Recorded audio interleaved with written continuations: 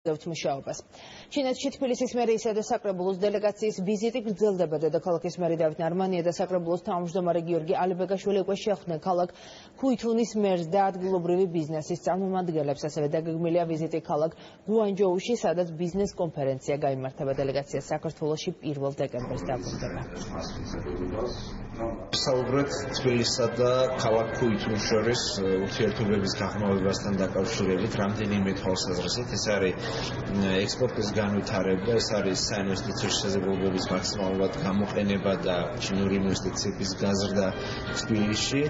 ასევე ვისაუბრეთ სამომავლო თანამშრომლობასთან დაკავშირებული ისეთ საკითხებზე, როგორიც არის ტურიზმის სექტორი, ანუ მეტი ტურისტის ჩამოყვანა თბილისში. აქცენტები ძირითადად არის აგრეთებული ეკონომიკის, კულტურის, ურბანული დაგეგმარების, განათლების და ტურიზმის სფეროში.